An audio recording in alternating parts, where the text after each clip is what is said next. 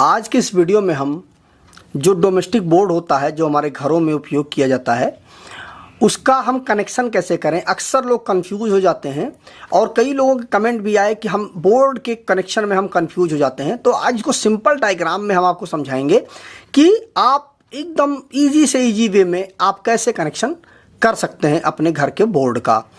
तो देखिए, मैंने उसके लिए कुछ चीज़ें मैंने पहले से ही बना ली हैं। ये हमारा फेस और न्यूट्रल जो सबके घरों में नॉर्मली आता है, ये हमारा पंखा है, ये ये बल्ब है हमारा, ये ट्यूबलाइट है और ये हमने घर का एक सॉकेट बना दिया है।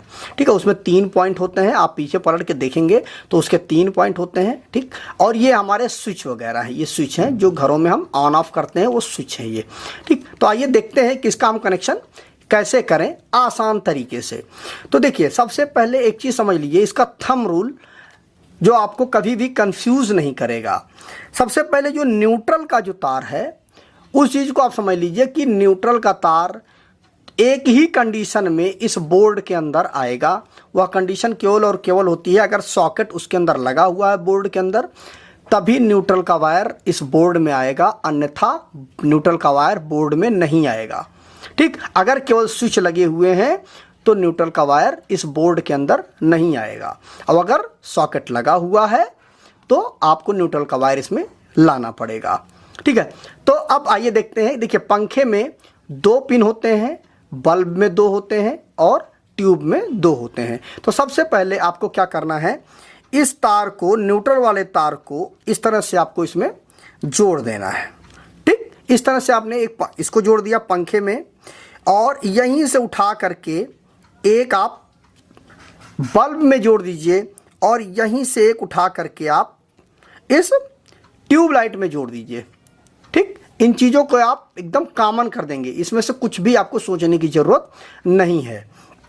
और यही वाला जो तार है, इस वाले तार को ला करके, ठीक, ये देखिए, इसमें राइट हैंड पे फेस होता है और लेफ्ट हैंड पे न्यूट्रल होता है। तो आप यहाँ पर ला करके इस तरह से आप जोड़ दीजिए। ये न्यूट्रल का पॉइंट है हमारा, तो ये हमारा न्यूट्रल का पॉइंट हो गया। ठीक है, और ये हमारा फेस है, तो इसको हम छोड़ देंगे। तो इस तरह से देख लीजिए, आप न्यूट्रल को सीधा लूप करते हुए सब में ला करके आप सॉकेट में लगा दीजिए। जैसा कि मैंने आपको बताया है कि अगर सॉकेट लगा हुआ है तो ही न्यूट्रल आएगा, नहीं तो न्यूट्रल नहीं आएगा। तो सॉकेट इसमें लगा हुआ है इसलिए न्यूट्रल यहाँ पे आ रहा है। ठीक, अब इसके बाद हमारा बचता है फेस। अब आइए हम फेस का भी कनेक्शन कर देते हैं। देखिए, फेस का कनेक्शन करने के लिए सबसे पहले आपको कुछ नहीं करना। इस वाले जो फेस का हमारा तार है, इसको सबसे पहले देख लीजिए, यहाँ पर इन सारे पॉइंटों को आपको इस तरह से सॉर्ट कर देना है। ठीक, उससे क्या होगा कि एक जगह पे आप फेस दे देंगे तो सारे स्विचों में फेस आ जाएगा। तो यहाँ से आप इस तार को ला करके इस तरह से आप फेस को भी कनेक्ट कर दीजिए। ठीक, उसके बाद ये वाला लोग क्या करते हैं, इसमें फेस देते हैं, इसमें न्यूट्रल दे देते हैं, कंफ्यूजन। तो कभी भी स्विच में आप फेस और न्यूट्रल दोनों नहीं देंगे, इसका आप ध्यान रखिएगा, नहीं तो बहुत बड़ा मेजर एक्सीडेंट हो जाएगा। क्योंकि जैसे ही आप स्विच को ऑन करेंगे, फेस इधर से आ जाएगा, न्यूट्रल ऊपर से आ जाएगा, तो बहुत बड़ा ब्लास्ट हो जाएगा। तो इस चीज़ को आप बहुत अच्छी तरह समझ लीजिए कि जो न्यूट्रल आएगा वो केवल और केवल सॉकेट के एक पॉइंट पे आएगा और बाकी कहीं नहीं आएगा न्यूट्रल। अब आपका 1 2 3 4 ये चारों पॉइंट बचे हुए हैं। तो इनको देखिए, सबसे पहले आपको ले जा करके एक वाला जो तार है इसको आप इस तरह से यहाँ पे कनेक्ट कर दीजिए। तो अब देखिए, न्यूट्रल तो आ ही रहा था, जैसे ही आप स्विच को ऑन करेंगे यह सप्लाई सीधे पहुँच जाएगी, आपका पंखा जो है वह चालू हो जाएगा। ठीक है, उसके बाद जो दूसरा वाला पॉइंट है, आप इसके साथ इस तरह से इसका कनेक्शन कर दीजिए। जैसे ही आप स्विच को ऑन करेंगे, न्यूट्रल तो आ ही रहा था, ये जा करके बल्ब के दूसरे पॉइंट में ये पहुंच जाएगा सप्लाई, तो आपका बल्ब ऑन हो जाएगा। जैसे ही आप स्विच को बंद करेंगे, सप्लाई यहाँ से कट हो जाएगी और बल्ब तक सप्लाई नहीं पहुंचेगी, तो आपका बल्ब बंद हो जाएगा। ठीक है, और यह तीसरा जो पॉइंट है उसको भी आप इस तरह से कनेक्ट कर दीजिए इसके साथ में इस तरह से।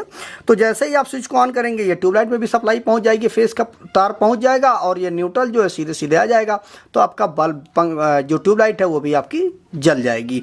उसके बाद जो लास्ट में आपका बचता है, एक स्विच बचता है, इससे आपको कनेक्ट करना है आपका जो सॉकेट है।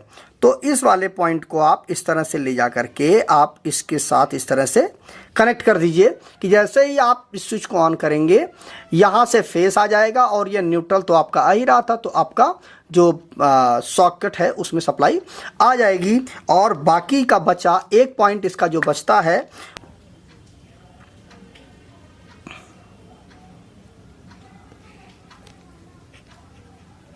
ये आप इस तरह से अर्थ से कनेक्ट कर देंगे, तो इस तरह से आपके सॉकेट में अर्थिंग आ जाएगी। और अब आप कोई भी इक्विपमेंट ला करके जब इसके साथ कनेक्ट करेंगे तो ये अर्थिंग से सीधे सीधे कनेक्ट हो जाएगा आपका इक्विपमेंट, और जो कोई भी लीकेज करंट होगा वह इसी के माध्यम से ज़मीन में चला जाएगा और कोई भी दुर्घटना नहीं होगी।